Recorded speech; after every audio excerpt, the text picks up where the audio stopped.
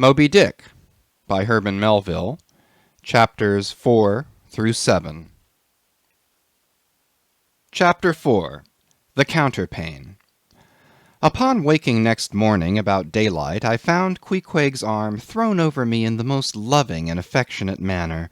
You had almost thought I had been his wife. The counterpane was of patchwork, full of odd little party-colored squares and triangles, and this arm of his tattooed all over with an interminable Cretan labyrinth of a figure, no two parts of which were of one precise shade, owing, I suppose, to his keeping his arm at sea unmethodically in sun and shade, his shirt-sleeves irregularly rolled up at various times. This same arm of his, I say, looked for all the world like a strip of that same patchwork quilt. Indeed, partly lying on it as the arm did when I first awoke, I could hardly tell it from the quilt, they so blended their hues together, and it was only by the sense of weight and pressure that I could tell that Queequeg was hugging me. My sensations were strange. Let me try to explain them. When I was a child, I well remember a somewhat similar circumstance that befell me. Whether it was a reality or a dream, I never could entirely settle. The circumstance was this. I had been cutting up some caper or other. I think it was trying to crawl up the chimney, as I had seen a little sweep do a few days previous, and my stepmother, who somehow or other was all the time whipping me or sending me to bed supperless, my mother dragged me by the legs out of the chimney and packed me off to bed, though it was only 2 o'clock in the afternoon of the 21st June, the longest day of the year in our hemisphere. I felt dreadfully, but there was no help for it, so upstairs I went to my little room in the 3rd floor, undressed myself as slowly as possible so as to kill time, and with a bitter sigh got between the sheets. I lay there dismally calculating that 16 entire hours must elapse before I could hope for a resurrection. 16 hours in bed. The small of my back ached to think of it. And it was so light, too, the sun shining in at the window, and a great rattling of coaches in the streets, and the sound of gay voices all over the house. I felt worse and worse. At last I got up, dressed, and, softly going down in my stocking feet, sought out my stepmother, and suddenly threw myself at her feet, beseeching her as a particular favour to give me a good slippering for my misbehaviour, anything indeed but condemning me to lie abed such an endurable length of time. But she was the best and most conscientious of stepmothers, and back I had to go to my room. For several hours I lay there, broad awake, feeling a great deal worse than I have ever done since, even from the greatest subsequent misfortunes. At last I must have fallen into a troubled nightmare of a doze, and slowly waking from it, half steeped in dreams, I opened my eyes, and the before sunlit room was now wrapped in outer darkness. Instantly I felt a shock running through all my frame. Nothing was to be seen, and nothing was to be heard, but a supernatural hand seemed placed in mine. My arm hung over the counterpane, and the nameless, unimaginable, silent form or phantom to which the hand belonged seemed closely seated by my bedside. For what seemed ages piled on ages, I lay there, frozen with the most awful fears, not daring to drag away my hand, yet ever thinking that if I could but stir it 1 single inch, the horrid spell would be broken. I knew not how this consciousness at last glided away from me, but waking in the morning, I shudderingly remembered it all, and for days and weeks and months afterwards, I lost myself in confounding attempts to explain the mystery. Nay, to this very hour, I often puzzle myself with it. Now take away the awful fear, and my sensations at feeling the supernatural hand in mine were very similar in their strangeness to those which I experienced on waking up and seeing Queequeg's pagan arm thrown round me.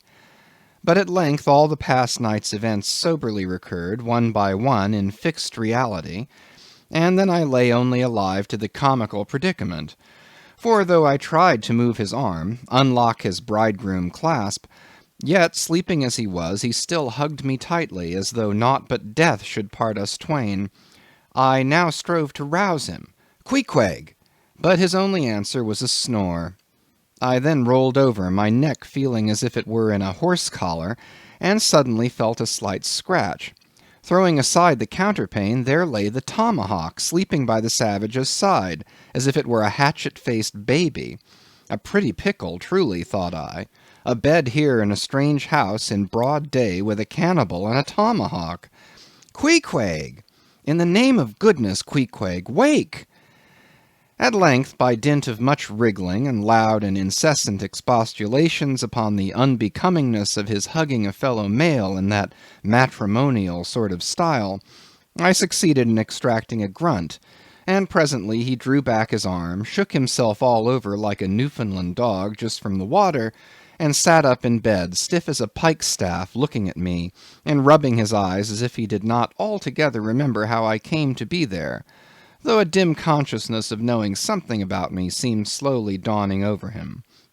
Meanwhile I lay quietly eyeing him, having no serious misgivings now, and bent upon narrowly observing so curious a creature.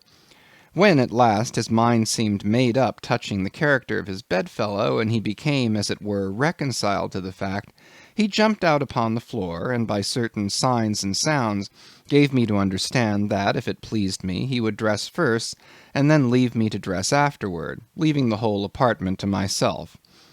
Thinks I, Queequeg, under the circumstances this is a very civilized overture. But the truth is, these savages have an innate sense of delicacy, say what you will. It is marvellous how essentially polite they are. I pay this particular compliment to Queequeg because he treated me with so much civility and consideration while I was guilty of great rudeness, staring at him from the bed and watching all of his toilette motions, for the time my curiosity getting the better of my breeding. Nevertheless, a man like Queequeg you don't see every day. He and his ways were well worth unusual regarding. He commenced dressing at top by donning his beaver hat, a very tall one, by the by, and then, still minus his trousers, he hunted up his boots. What under the heavens he did it for, I cannot tell, but his next movement was to crush himself, boots in hand and hat on, under the bed, when, from sundry violent gaspings and strainings, I inferred he was hard at work booting himself, though by no law of propriety that I ever heard of is any man required to be private when putting on his boots. But Queequeg, do you see, was a creature in the transition stage, neither caterpillar nor butterfly. He was just enough civilized to show off his outlandishness in the strangest possible manners. His education was not yet completed. He was an undergraduate. If he had not been a small degree civilized, he probably would not have troubled himself with boots at all. But then, if he had not been still a savage, he never would have dreamt of getting under the bed to put them on. At last he emerged with his hat very much dented and crushed down over his eyes, and began creaking and limping about the room, as if, not being much accustomed to boots, his pair of damp, wrinkled cowhide ones, probably not made to order either, rather pinched and tormented him at the first go off of a bitter cold morning. Seeing now that there were no curtains to the window, and that the street being very narrow, the house opposite commanded a plain view into the room, and observing more and more the indecorous figure that Queequeg made, staving about with little else but his hat and boots on, I begged him as well as I could to accelerate his toilet somewhat, and particularly to get into his pantaloons as soon as possible. He complied, and then proceeded to wash himself. At that time in the morning any Christian would have washed his face, but Queequeg, to my amazement, contented himself with restricting his ablutions to his chest, arms, and hands. He then donned his waistcoat, and taking up a piece of hard soap on the washstand centre table, dipped it into water and commenced lathering his face. I was washing to see where he kept his razor, and lo and behold, he takes the harpoon from the bed corner, slips out the long wooden stock, unsheaths the head, wets it a little on his boot, and striding up to the bit of mirror against the wall, begins a vigorous scraping, or rather harpooning, of his cheeks. Thinks I, Queequeg, this is using Roger's best cutlery with a vengeance. Afterwards I wondered less at this operation when I came to know of what fine steel the head of a harpoon is made, and how exceedingly sharp the long straight edges are always kept.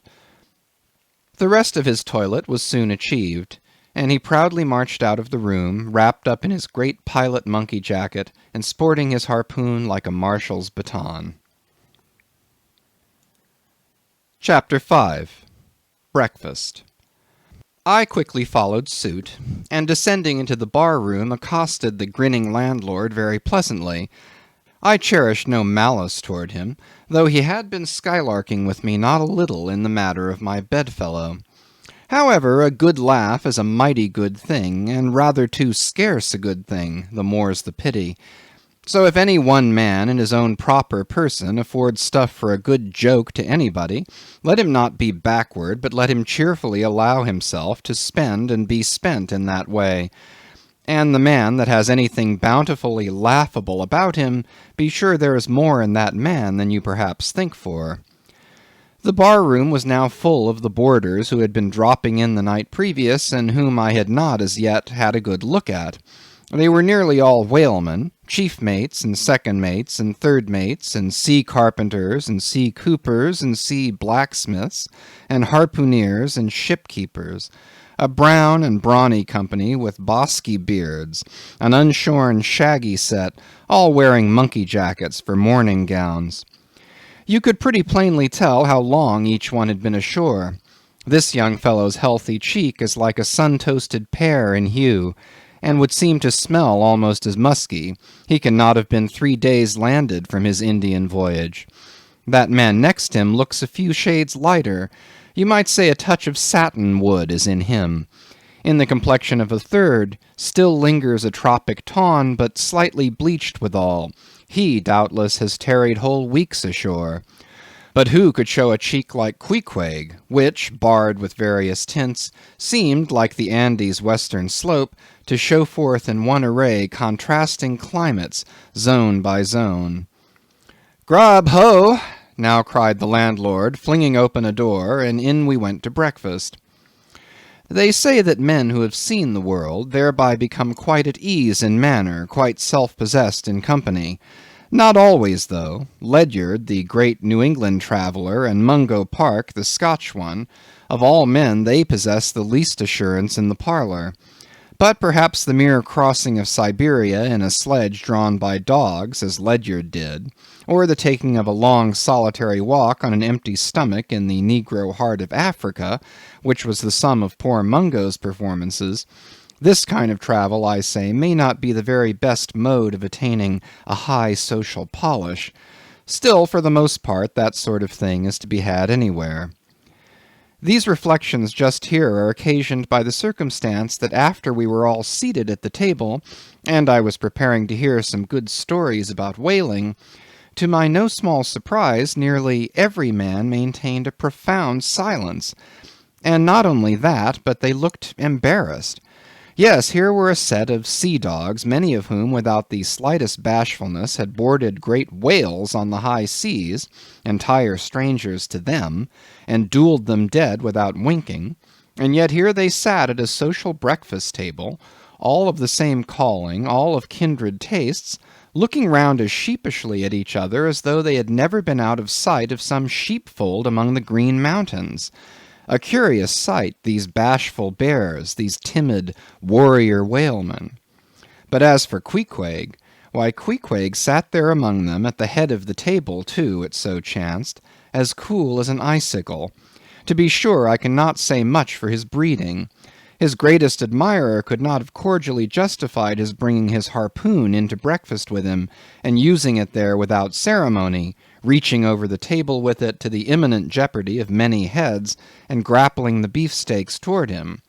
But that was certainly very coolly done by him, and every one knows that in most people's estimation, to do anything coolly is to do it genteelly.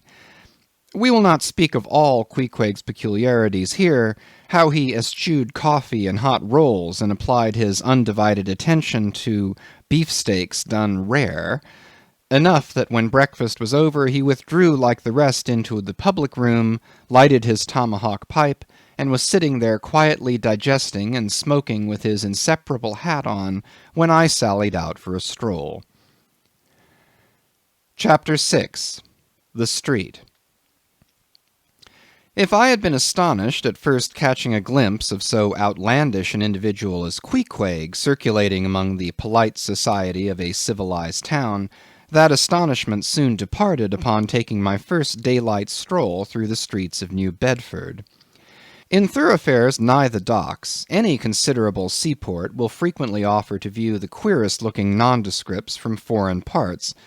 Even in Broadway and Chestnut streets, Mediterranean mariners will sometimes jostle the affrighted ladies.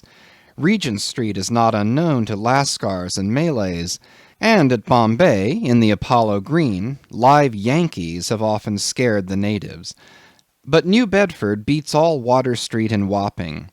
In these last-mentioned haunts you see only sailors, but in New Bedford actual cannibals stand chatting at street corners, savages outright, many of whom yet carry on their bones unholy flesh. It makes a stranger stare. But besides the Fijians, Tonga-Tabouars, Arromangoans, Panangians, and Brigians, and besides the wild specimens of the whaling craft which, unheeded, reel about the streets, you will see other sights still more curious, certainly more comical. There weekly arrive in this town scores of green Vermonters and New Hampshiremen, all athirst for gain and glory in the fishery. They are mostly young, of stalwart frames, fellows who have felled forests and now seek to drop the axe and snatch the whale lance.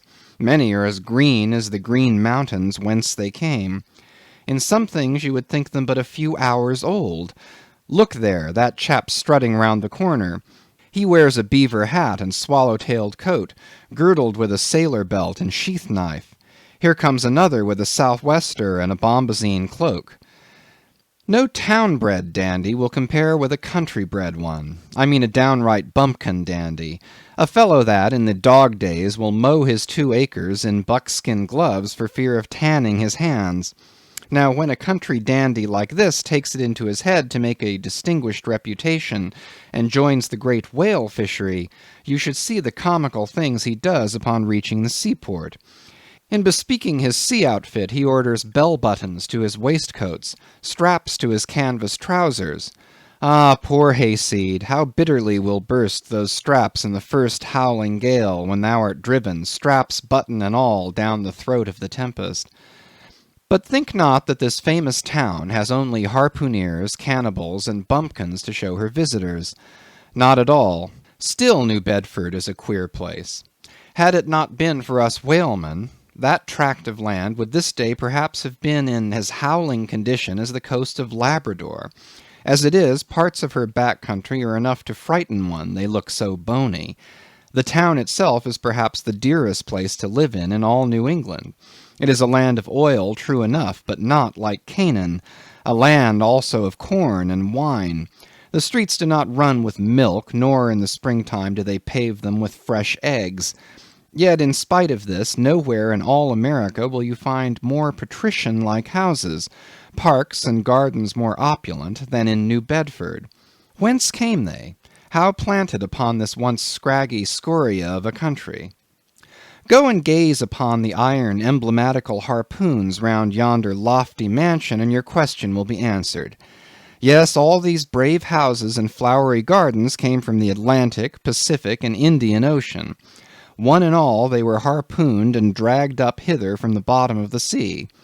Can Herr Alexander perform a feat like that?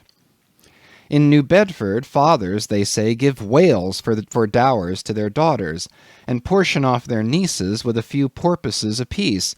You must go to New Bedford to see a brilliant wedding, for they say they have reservoirs of oil in every house, and every night recklessly burn their lengths in spermaceti candles. In summer-time the town is sweet to see, full of fine maples, long avenues of green and gold. And in August, high in air, the beautiful and bountiful horse-chestnuts, candelabra-wise, proffer the passer-by their tapering upright cones of congregated blossoms. So omnipotent is art, which in many a district of New Bedford has superinduced bright terraces of flowers upon the barren refuse rocks thrown aside at creation's final day. And the women of New Bedford, they bloom like their own red roses. But roses only bloom in summer, whereas the fine carnation of their cheeks is perennial as sunlight in the seventh heavens.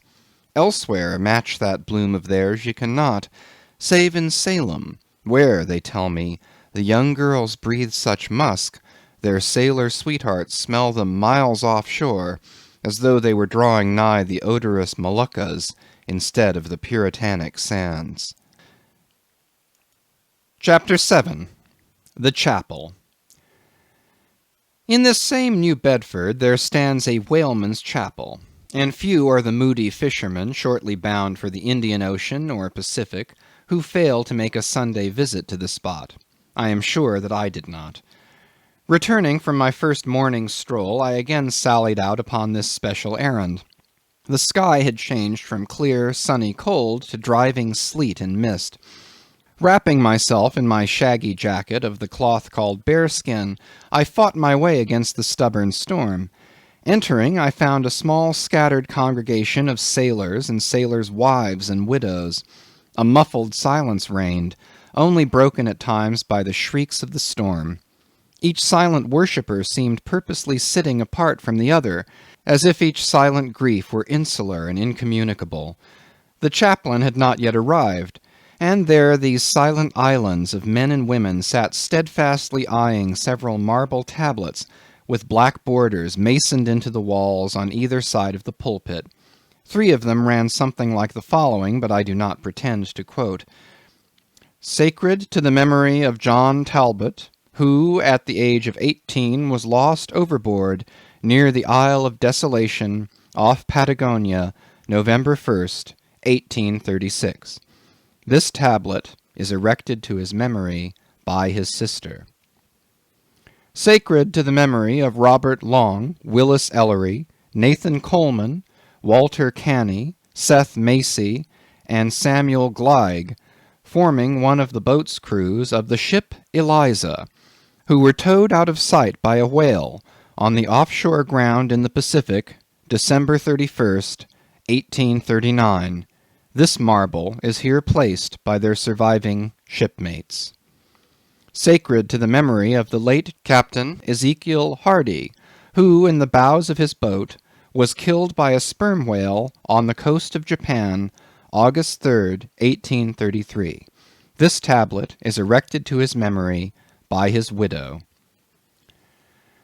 Shaking off the sleet from my ice-glazed hat and jacket, I seated myself near the door, and turning sideways was surprised to see Queequeg near me.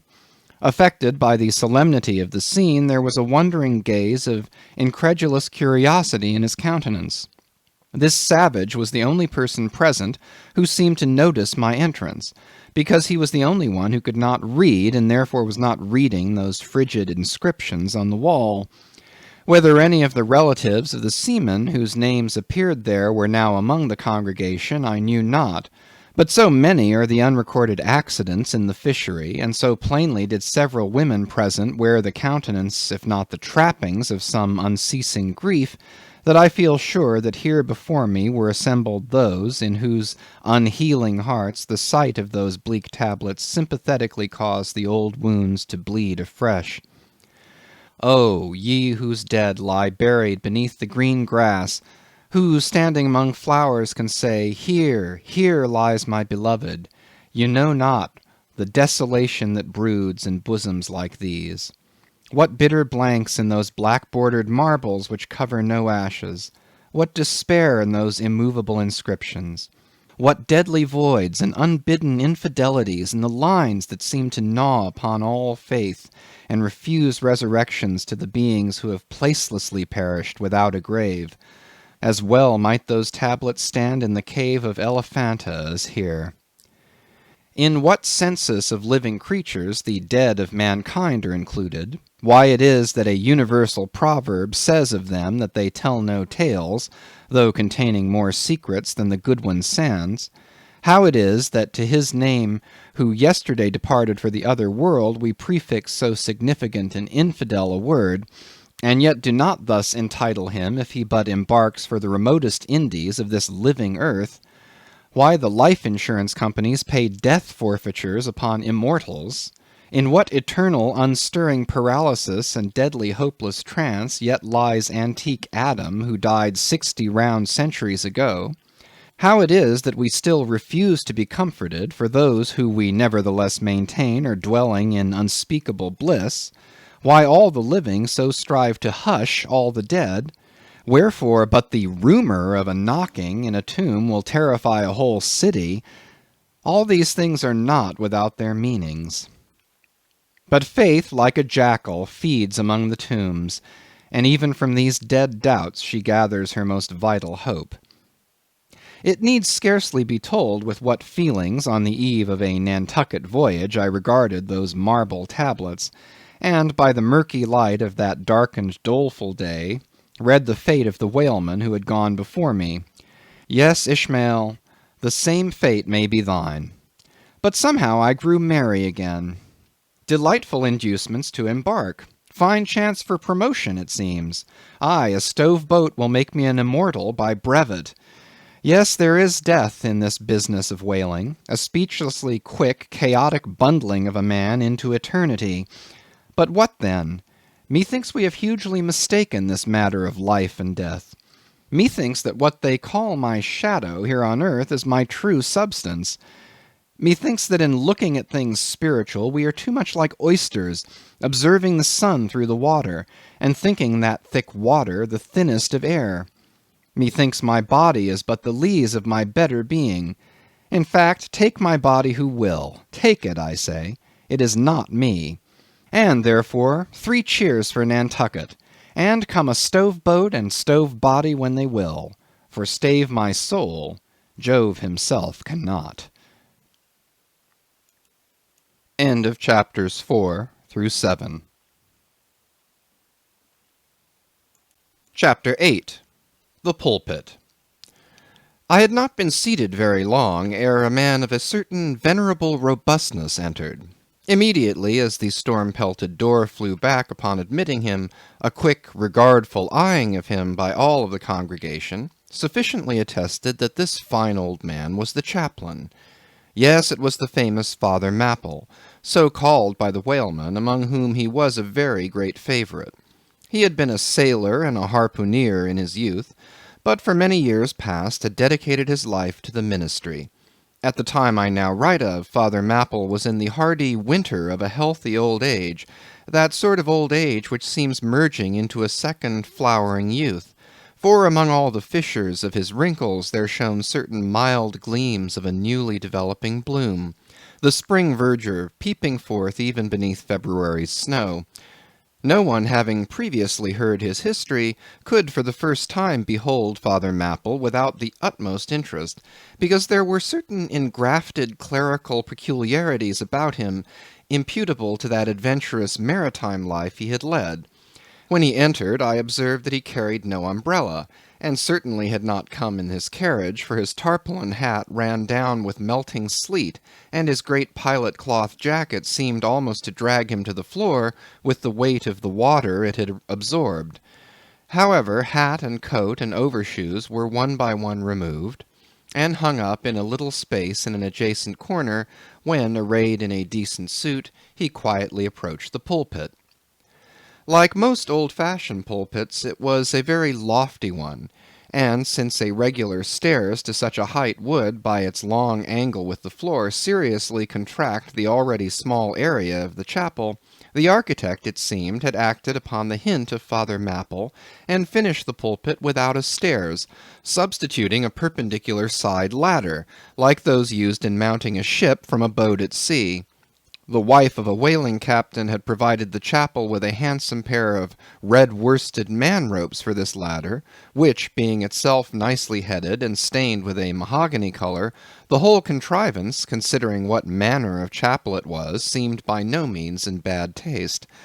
Halting for an instant at the foot of the ladder, and with both hands grasping the ornamental knobs of the man-ropes, Father Mapple cast a look upwards, and then with a truly sailor-like but still reverential dexterity, hand over hand, mounted the steps as if ascending the main-top of his vessel. The perpendicular parts of this side ladder, as is usually the case with swinging ones, were of cloth-covered rope, Only the rounds were of wood, so that at every step there was a joint.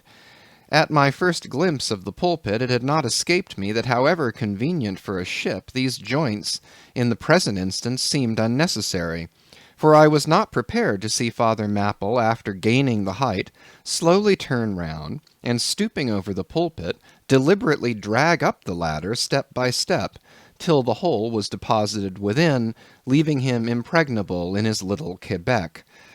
I pondered some time without fully comprehending the reason for this. Father Mapple enjoyed such a wide reputation for sincerity and sanctity, that I could not suspect him of courting notoriety by any mere tricks of the stage. No, thought I, there must be some sober reason for this thing. Furthermore, it must symbolize something unseen. Can it be, then, that by that act of physical isolation he signifies his spiritual withdrawal for the time from all outward worldly ties and connections? Yes, for replenished with the meat and wine of the Word, to the faithful man of God this pulpit, I see, is a self-containing stronghold, a lofty Ehrenbreitstein with a perennial well of water within the walls. But the side ladder was not the only strange feature of the place, borrowed from the chaplain's former seafarings. Between the marble cenotaphs on either hand of the pulpit, the wall which formed its back was adorned with a large painting representing a gallant ship beating against a terrible storm off a lee coast of black rocks and snowy breakers. But high above the flying scud and dark rolling clouds there floated a little isle of sunlight, from which beamed forth an angel's face, and this bright face shed a distinct spot of radiance upon the ship's tossed deck, something like that silver plate now inserted into the Victory's plank where Nelson fell. Ah, noble ship, the angel seemed to say, beat on, thou noble ship, and bear a hearty helm, for lo, the sun is breaking through, the clouds are rolling off, serenest azure is at hand. Nor was the pulpit itself without a trace of the same sea taste that had achieved the ladder and the picture. Its panelled front was in the likeness of a ship's bluff bows, and the Holy Bible rested on a projecting piece of scroll-work fashioned after a ship's fiddle-headed beak. What could be more full of meaning? For the pulpit is ever this earth's foremost part, all the rest comes in its rear. The pulpit leads the world. From thence it is the storm of God's quick wrath is first descried, and the bow must bear the earliest brunt. From thence it is the God of breezes, fair or foul, is first invoked for favourable winds. Yes, the world's a ship on its passage out, and not a voyage complete, and the pulpit is its prow. Chapter 9. The Sermon. Father Mapple rose, and in a mild voice of unassuming authority, ordered the scattered people to condense. "Starboard gangway there, side away to larboard, larboard gangway to starboard, midships, midships." There was a low rumbling of heavy sea boots among the benches, and a still slighter shuffling of women's shoes, and all was quiet again, and every eye on the preacher. He paused a little, then kneeling in the pulpit's bows, folded his large brown hands across his chest, uplifted his closed eyes, and offered a prayer so deeply devout that he seemed kneeling and praying at the bottom of the sea. This ended in prolonged solemn tones like the continual tolling of a bell in a ship that is foundering at sea in a fog. In such tones he commenced reading the following hymn, but changing his manner towards the concluding stanzas, burst forth with appealing exultation and joy. The ribs and terrors of the whale arched over me in dismal gloom, while all God's sunlit waves rolled by and lift me deepening down to doom.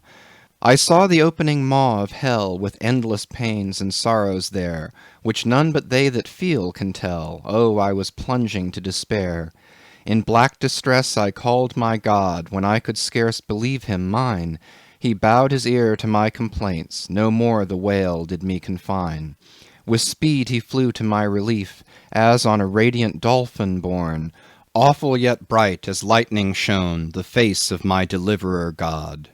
My song forever shall record that terrible, that joyful hour. I give the glory to my God. His all the mercy and the power. Nearly all joined in singing this hymn, which swelled high above the howling of the storm. A brief pause ensued.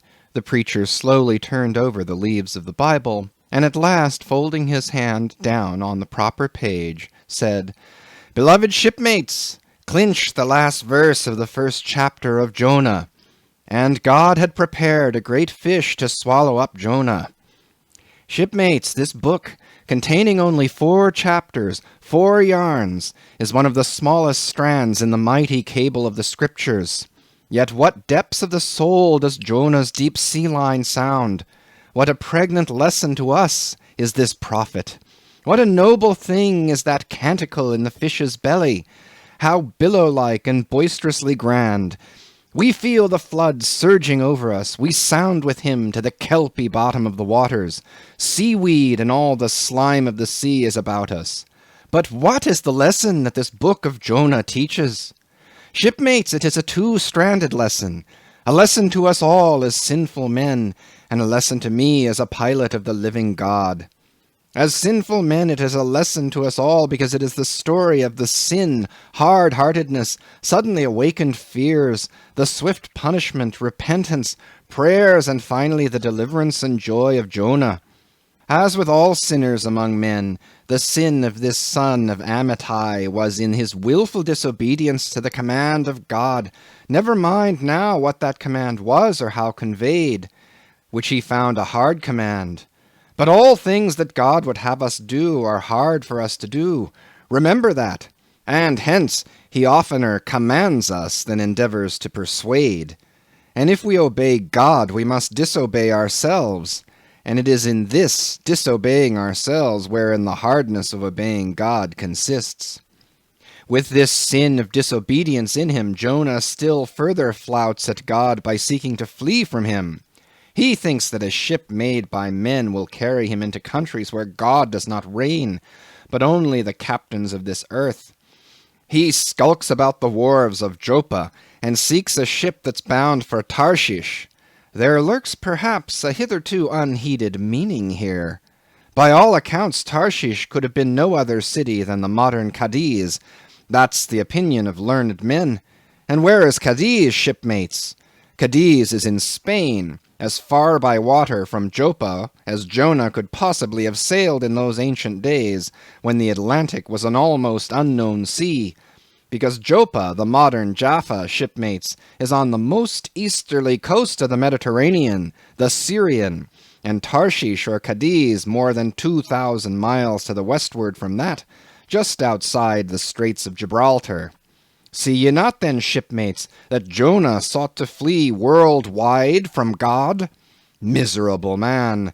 Oh, most contemptible, and worthy of all scorn, with slouched hat and guilty eyes, skulking from his God, prowling among the shipping like a vile burglar hastening to cross the seas. So disordered, self-condemning in his look, that had there been policemen in those days, Jonah, on the mere suspicion of something wrong, had been arrested ere he touched a deck. How plainly he's a fugitive. No baggage, not a hat-box, valise, or carpet-bag. No friends accompany him to the wharf with their adieus. At last, after much dodging search, he finds the Tarshish ship receiving the last items of her cargo.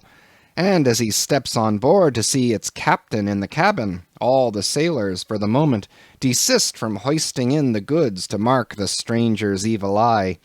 Jonah sees this, but in vain he tries to look all ease and confidence. In vain essays his wretched smile. Strong intuitions of the men assure the mariners he can be no innocent.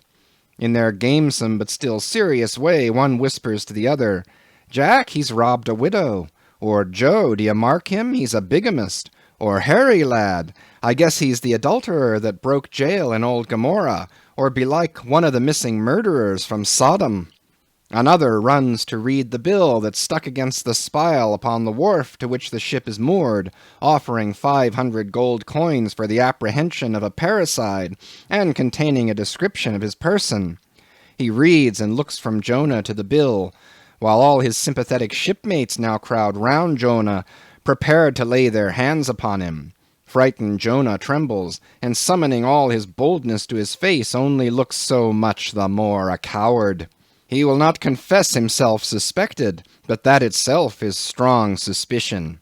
So he makes the best of it, and when the sailors find him not to be the man that is advertised, they let him pass, and he descends into the cabin. "Who's there?" cries the captain at his busy desk, hurriedly making out his papers for the customs. "Who's there?" Oh, how that harmless question mangles Jonah.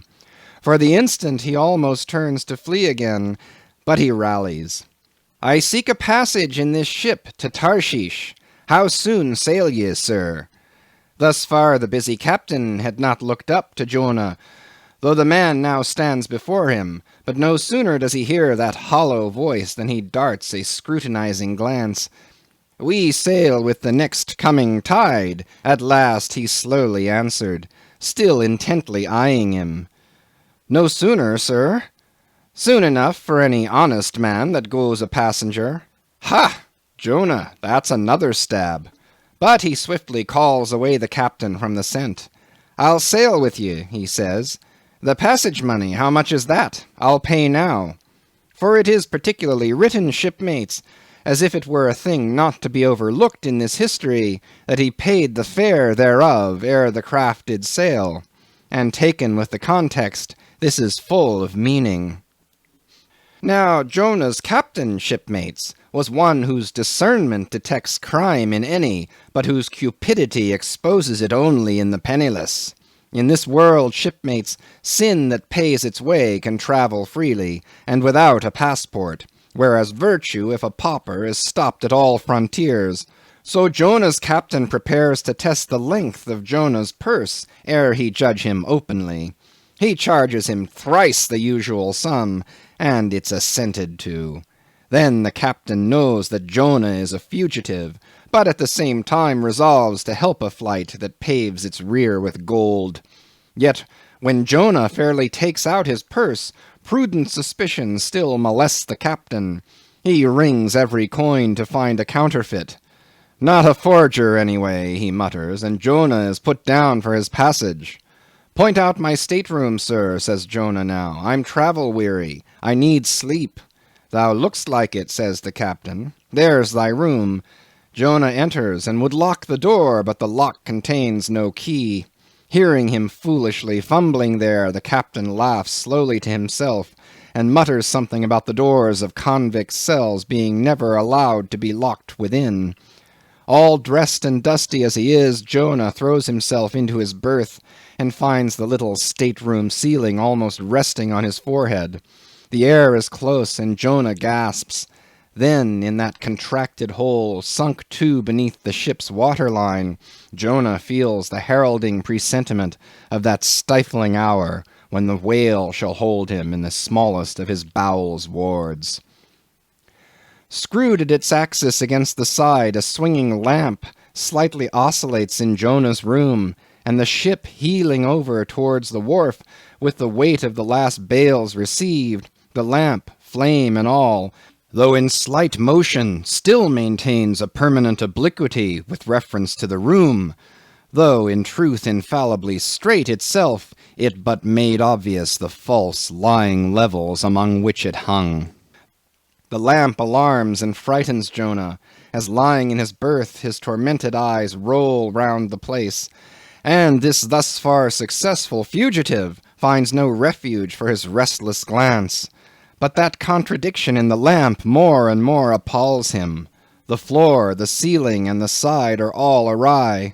"Oh, so my conscience hangs in me," he groans, "straight upwards so it burns, but the chambers of my soul are all in crookedness." Like one who, after a night of drunken revelry, hies to his bed, still reeling, but with conscience yet pricking him, as the plungings of the Roman racehorse, but so much more strike his steel tags into him, as one who in that miserable plight still turns and turns in giddy anguish, praying God for annihilation until the fit be past, And at last, amid the whirl of woe, he feels a deep stupor steals over him, as over the man who bleeds to death, for conscience is the wound, and there's naught to stanch it. So, after sore wrestlings in his berth, Jonah's prodigy of ponderous misery drags him drowning down to sleep. And now the time of tide has come, the ship casts off her cables, and from the deserted wharf the uncheered ship for Tarshish, all careening, glides to sea. That ship, my friends, was the first of recorded smugglers. The contraband was Jonah. But the sea rebels. He will not bear the wicked burden. A dreadful storm comes on. The ship is like to break. But now, when the boatswain calls all hands to lighten her, when boxes, bales, and jars are clattering overboard, when the wind is shrieking and the men are yelling, and every plank thunders with trampling feet right over Jonah's head, in all this raging tumult, Jonah sleeps his hideous sleep. He sees no black sky and raging sea, feels not the reeling timbers, and little hears he or heeds he the far rush of the mighty whale, which even now with open mouth is cleaving the seas after him. Aye, shipmates, Jonah was gone down into the sides of the ship, a berth in the cabin as I have taken it, and was fast asleep.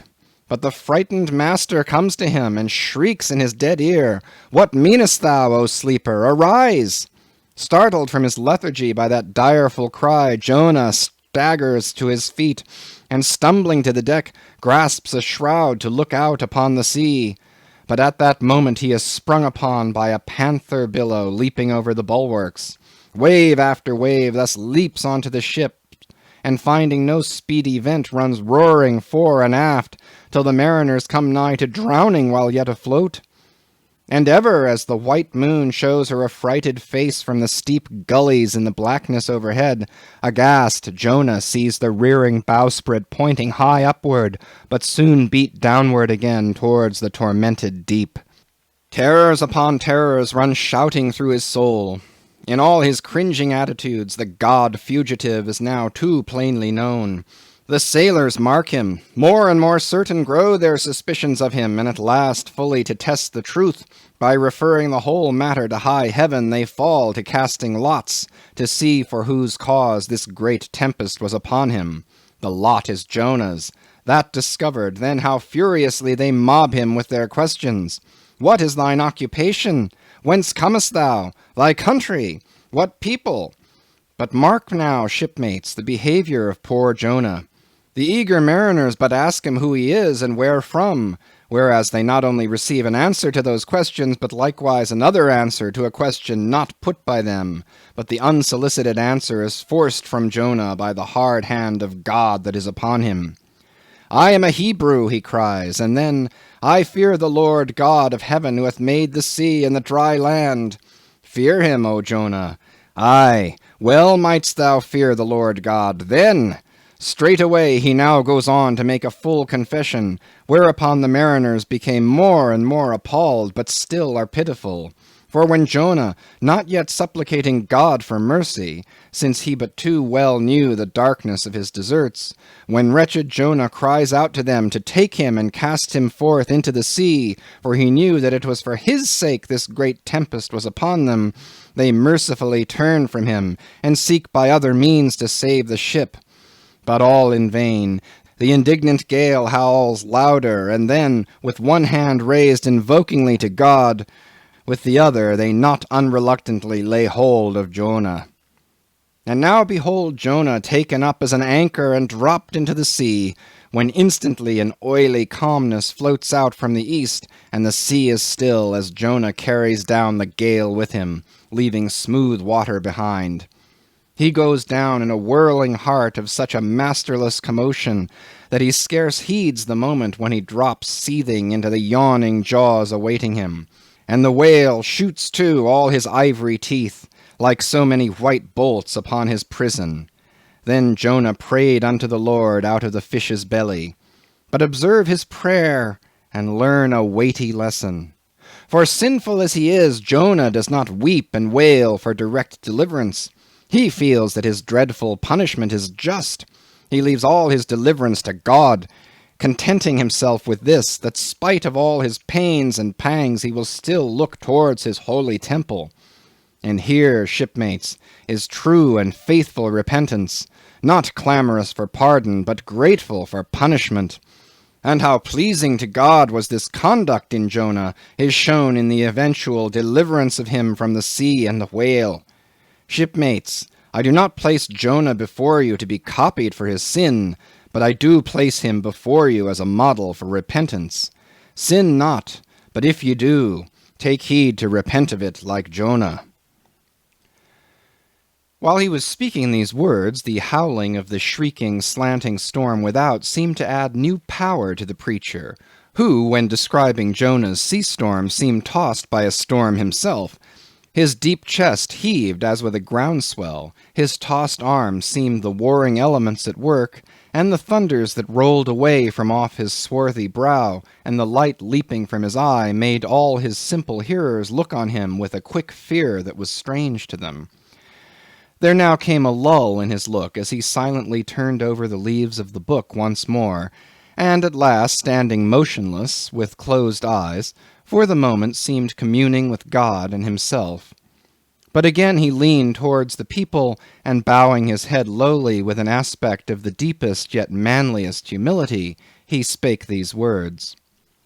Shipmates, God has laid but one hand upon you. Both his hands press upon me. I have read ye by what murky light may be mine the lesson that Jonah teaches to all sinners, and therefore to you, and still more to me, for I am a greater sinner than you. And now how gladly would I come down from this masthead and sit on the hatches there where you sit, and listen as you listen, while some one of you reads me that other and more awful lesson which Jonah teaches to me as a pilot of the living God. How, being anointed pilot, prophet, or speaker of true things, and bidden by the Lord to sound those unwelcome truths in the ears of a wicked Nineveh, Jonah, appalled at the hostility he should raise, fled from his mission, and sought to escape his duty and his God by taking ship at Joppa.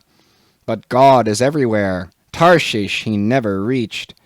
As we have seen, God came upon him in the whale, and swallowed him down to the living gulfs of doom, and with swift slantings tore him along into the midst of the seas, where the eddying depths sucked him 10,000 fathoms down, and the weeds were wrapped about his head, and all the watery world of woe bowled over him. Yet even then, beyond the reach of any plummet, out of the belly of hell, when the whale grounded upon the ocean's utmost bones, even then God heard the engulfed repenting prophet when he cried. Then God spake unto the fish, and from the shuddering cold and blackness of the sea the whale came breaching up towards the warm and pleasant sun, and all the delights of air and earth, and vomited out Jonah upon the dry land, when the word of the Lord came a second time. And Jonah, bruised and beaten, his ears, like two seashells, still multitudinously murmuring of the ocean, Jonah did the Almighty's bidding. And what was that, shipmates? To preach the truth to the face of falsehood. That was it. This, shipmates, is the other lesson, and woe to that pilot of the living God who slights it. Woe to him whom this world charms from gospel duty. Woe to him who seeks to pour oil upon the waters when God has brewed them into a gale. Woe to him who seeks to please rather than to appall. Woe to him whose good name is more to him than goodness. Woe to him who in this world courts not dishonor. Woe to him who would not be true, even though to be false were salvation. Yea, woe to him who, as the great pilot Paul has it, while preaching to others is himself a castaway. He dropped and fell away from himself for a moment, then lifting his face to them again, showed a deep joy in his eyes as he cried out with a heavenly enthusiasm, But oh, shipmates, on the starboard hand of every woe there is a sure delight, and higher the top of that delight than the bottom of the woe is deep. Is not the main truck higher than the kelson is low? Delight is to him, a far, far upward and inward delight, who against the proud gods and commodores of this earth ever stands forth his own inexorable self. Delight is to him whose strong arms yet support him, when the ship of this base, treacherous world has gone down beneath him. Delight it is to him who gives no quarter in the truth, and kills, burns, and destroys all sin, though he pluck it out from under the robes of senators and judges. Delight, topgallant delight is to him who acknowledges no law or lord but the Lord his God, and is only a patriot to heaven. Delight is to him whom all the waves of the billows of the seas and the boisterous mob can never shake from this sure keel of the ages. An eternal delight and deliciousness will be his, who, coming to lay him down, can say with his final breath, O Father, chiefly known to me by thy rod, mortal or immortal, here I die. I have striven to be thine more than to be this world's or mine own. Yet this is nothing. I leave eternity to thee, for what is man that he should live out the lifetime of his God? He said no more, but slowly waving a benediction, covered his face with his hands, and so remained kneeling till all the people had departed, and he was left alone in the place. End of chapters 8 and 9.